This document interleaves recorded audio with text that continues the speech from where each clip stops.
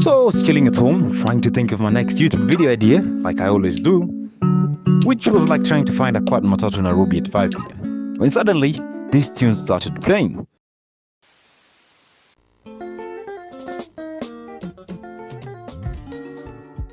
The tune took me back to when Kenyan TV was different. Not the best, just different. Back then you didn't have endless reality shows where people with no personalities just existed for views. Instead we had action. Good Kenyan action.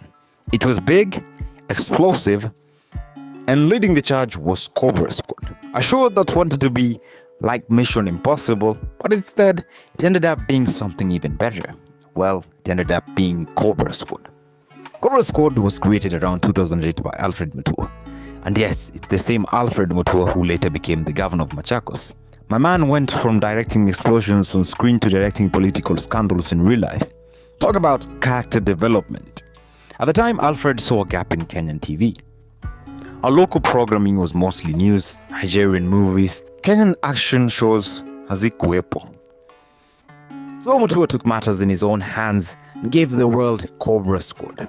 A show about a top-secret government task force fighting crime, terrorism, and high-level corruption. Yeah, just let that marinate for a second. A guy who would later become a politician made a show about fighting corruption. You see the irony, don't you?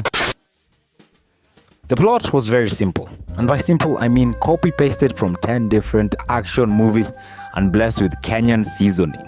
In every episode, our elite squad of Kenyan operatives would face off against terrorists, crooked officials, you know, typical bad guys.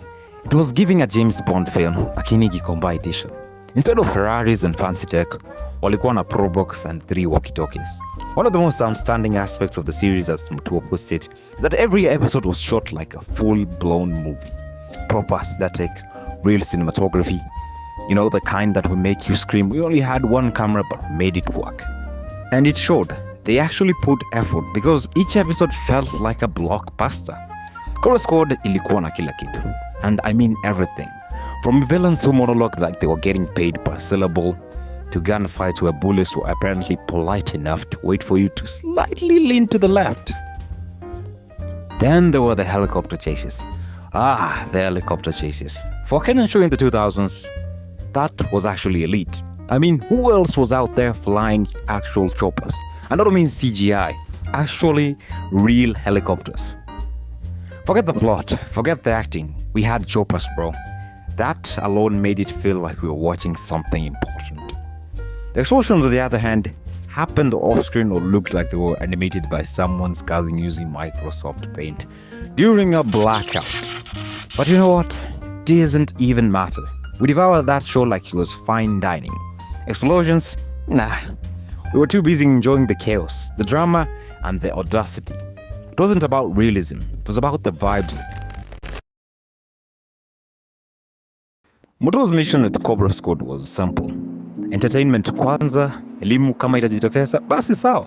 Basically, if you learned something along the way, congratulations. But the main goal was to keep you glued to the screen. And they might have succeeded at that. The show also aimed to polish the image of the police by trying to make them look like hard-working, disciplined, crime-solving professionals. You know, the type who crack cases with forensic evidence, not the one who show up 4 hours late and say, "Boss, nunua chai kwanza." Why did I say it that way? But let's be honest, not even Jesus returning as a PR manager could save the Kenyan police reputation. The damage is too deep. The amount of shaky camera work and budget explosion was going to fully distract us. You can't add the music you want, but some things can't be edited out. In the end, Mutua will be remembered for creating a show that, though flawed, was clearly ahead of its time. Cobra Squad tried to show us justice, in a place that rarely sees it.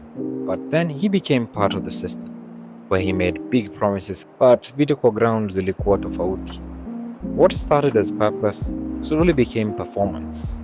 And just like that, the man who once filmed a show about justice ended up leaving it behind.